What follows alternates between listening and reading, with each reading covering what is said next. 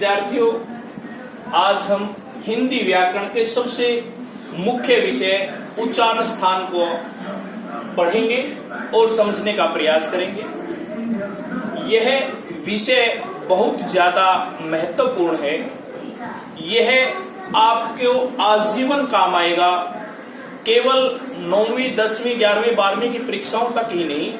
जब आप भविष्य में किसी भी प्रकार के प्रतियोगिता परीक्षाएं देंगे, चाहे वो दाखिले के लिए हो या किसी नौकरी के लिए या किसी और उपलब्धि के लिए, उन सभी जगह पर उच्चारण स्थान का एक प्रश्न अवश्य पूछा जाता है। तो मैं एक बार फिर कहूंगा कि इस विषय को पूर्ण ध्यान से समझने का प्रयास करें।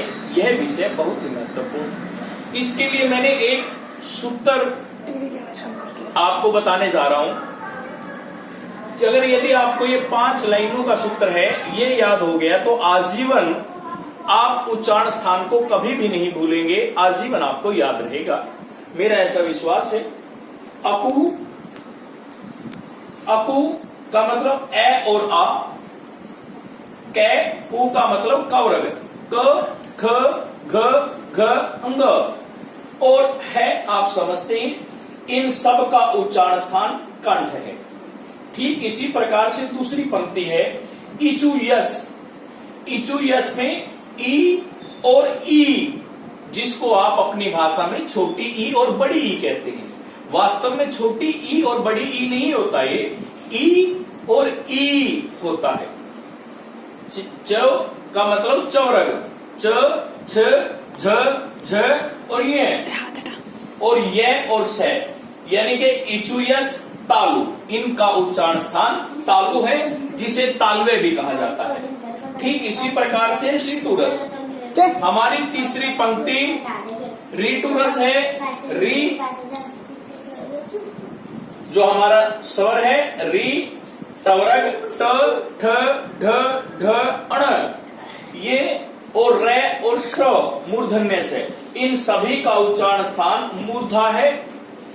ठीक इसी प्रकार से तुलस, तुलस में तवरग, त, थ, ध, ध, न, ल और स, इन सभी वर्णों का उच्चारण स्थान दंत है, जिसे हम दंते भी कहते हैं। इसी प्रकार से उपु, 5वीं और अंतिम पंक्ति, ये है उपु। उपु का मतलब उ और ऊ, और ठीक इसी प्रकार से पवरग, प, फ, भ, भ, में, इन सब का उच्चारण स्थान ओष्ठ है। अब इन 5 पंक्तियों के आधार पर आगे वाला निकल जाएगा। जैसे हमें पता है ए और ऐ जो स्वरों में रह गए थे, ए और ऐ, ए बनता है ए प्लस ई। ए का उच्चारण स्थान देखेंगे हम क्या है, ए का उच्चारण स्थान है कंठ और ई का उच्चारण स्थान है तालु। ऊपर वाली पंक्तियों से ही मिल गया हमें कंठ तालु।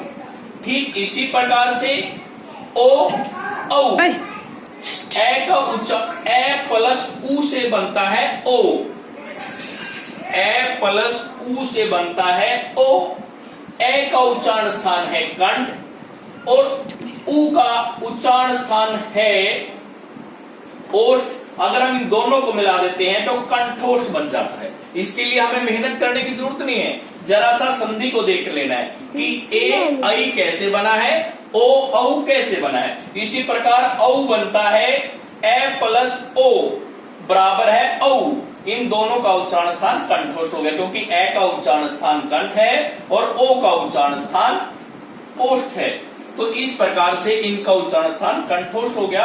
अब हमारी पूरी वर्णमाला में एक वर्ण रह गया व, जो दंतोष्ठ है।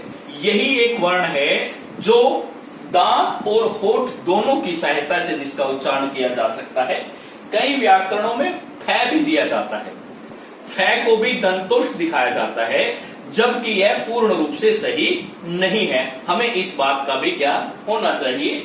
मुझे आशा है कि आज पढ़ाए गए इस विषय को आप अच्छी तरह समझ गए होंगे और इसका बार बार अभ्यास करेंगे तो मुझे विश्वास है कि आपका ये विषय आजीवन आपको कंठस्थ हो जाएगा। क्योंकि हम जो चीज बार बार रटत करते हैं, रट्टा मार के पढ़ते हैं, याद करते हैं, वो भूल जाते हैं। इसके विपरीत जब हम किसी विषय को अपने सूत्र में बांध लेते हैं तो वह सूत्र हमें याद करने की आवश्यकता होती है और पूरा का पूरा विषय हमें याद हो जाता है। तो मैं उम्मीद करूंगा कि आप इसको और अच्छी तरह से इसका अध्ययन करेंगे। फिर भी अगर आपको कोई चीज समझ में नहीं आती है तो आप मुझसे मेरे व्यक्तिगत नंबर पर संपर्क कर सकते हैं और अपनी समस्याओं का निदान करवा सकते हैं। धन्यवाद।